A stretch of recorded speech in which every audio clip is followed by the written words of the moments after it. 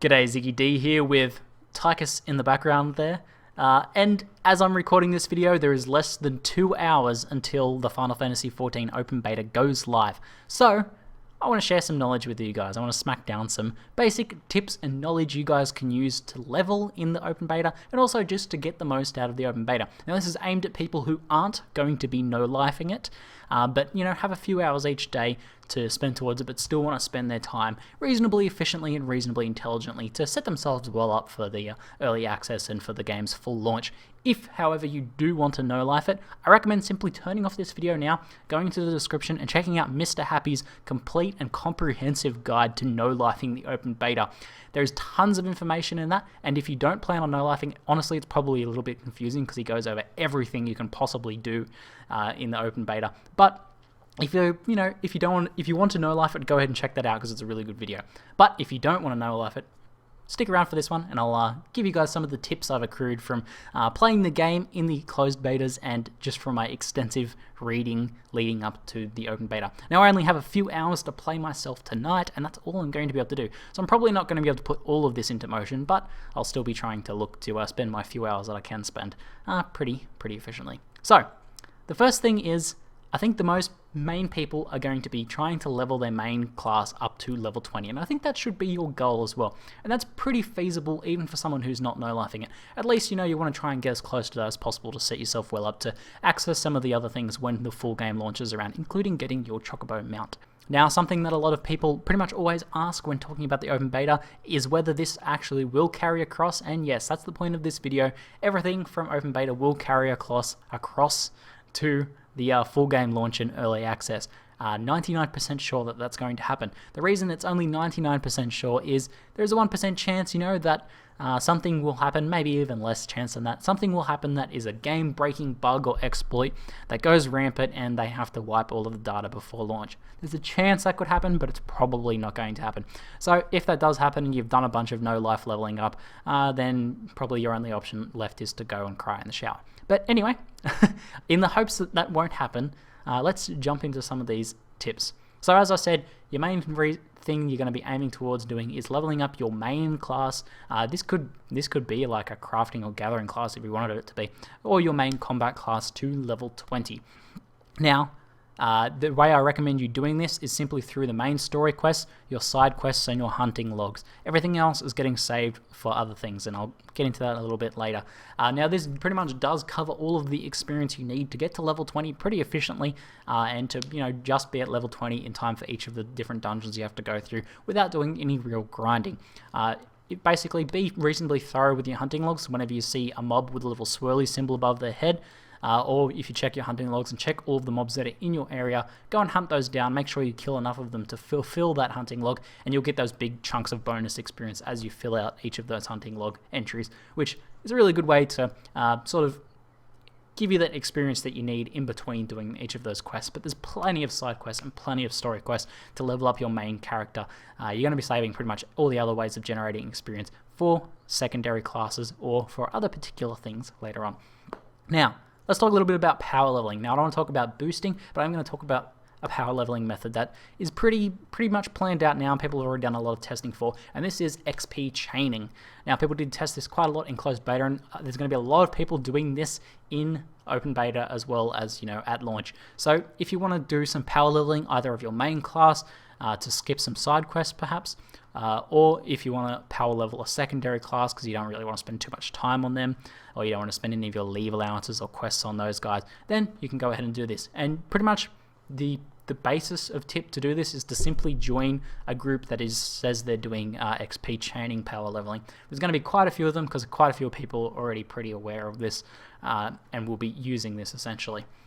So the basic idea is that you join as large a party as possible, because the larger your party, the further your XP bonus cap increases. I think it goes to something like 160%. And then the basic idea for XP chaining, if you've played the game, you're probably already pretty familiar with that, is to tag mobs. You need to do about 30% damage on a mob to tag it, and then that'll contribute towards your kill. You'll get XP for it, and you'll also get a chain bonus for it as well. Now, in a party, there's one extra other benefit of this besides the XP cap boost. and that is if you're in a fate, every single mob attacked by your party, you don't even have to tag it, counts for you. So it's really, really easy in fates, especially if you're jumping from fate to fate and chaining normal mobs in between. You're going to be able to keep your chain bonus up pretty much most of the time and get a ton of experience. There's people that were able to do 2 levels in 20 minutes, that sort of thing. They're really able to level really, really quickly using this method. So pretty good. I'll put a link to a full guide to that. Actually, I think I might write up a bit of a full guide for that and put it on my site, but there should be a link to that in the description below. It might take me half an hour to write it after this video, but hopefully that'll be out by the time this video goes up. Now, let's talk about leve allowances. You want to be saving up all of your leve allowances. As I mentioned, you've got enough experience from doing your story quests and side quests and hunting logs to level up your main class, and you want to save your leve allowances as much as possible. Now, these will also accrue in the downtime between open beta and the launch as well, unless the progress is wiped on that, off chance that the progress is wiped. But these will save up, and there's a good reason to saving these up as well. Now, you probably also want to save up your guildhests. These are a really good way to level alternate classes, unless you just want to experiment around with them. You can learn some pretty good mechanics to the game by doing these guildhests, so if you do want to do that, and if you haven't played the game already a bit in closed beta, then you can probably go ahead and do those on your main class as well. But for the most part, they're a really good way to get a really good chunk of XP for any alternate classes you want to level. And no doubt, to get your cross-class skills, you probably will want to be leveling alternate classes. For example, I'm pretty sure my main is going to be an archer, and I'm going to want to level a lancer to something like level 10 or 15, and a conjurer to level 20 as well, I think, because I want to get cure and protect in a few of the lancer skills. So it's worthwhile me leveling up those other classes, and also really easy to do because they're all in my same starting town. I worked out that pretty well. So the next thing is, once you get to level 20, if you manage to get to level 20 in this time, you're going to be choosing your grand company. Now, there is some small difference between that, but it's really not a major deal, so research that if you want to, but I'm pretty much just going to be choosing my grand company from my main town, just keeping the respect from my main town, a bit of nationalism there. And then your first goal, once you join this, will be to save up 1,000 seals, basically, to unlock your chocobo mount. Now, this is obviously going to get you around the game much quicker, so it's one of the first things you want to do. Now, there's 2 ways you can do this. You can trade in dungeon gear through the quartermaster. So that means you can grind dungeons. If you really enjoy doing dungeons with groups, which I actually really do as myself, then this is one way to go about and do it. But the second way is the reason why we saved up our leves earlier, because we can do the leve quests for the grand company, and this will give us a ton of seals as well. Let us unlock that chocobo pretty well. So this is a good reason to save up those leve quests. So even if you don't reach level 20 in the open beta, come full launch or early access, you'll be able to use all of those leve allowances you've saved up to quickly get those 1,000 seals and unlock your chocobo mount. Pretty cool stuff. Now, other general tips as you travel around, make sure you activate all aetherytes. This is a pretty good general gameplay tip because it sucks to come to a new place and then want to go back. You realize you want to go back there later for some other quests, and you don't have the aetherite, and you have to run all the way back or take a chocobo porter. On that note, you can take the chocobo porters around the world to get to each of those aetherytes and then activate them. Although, if you want to save money in the open beta itself, try not to use them too much, just activate them because they do cost money to use. However, use your return and your favored aetherite as much as possible because they're free or they don't cost very much money as well. So pretty good there.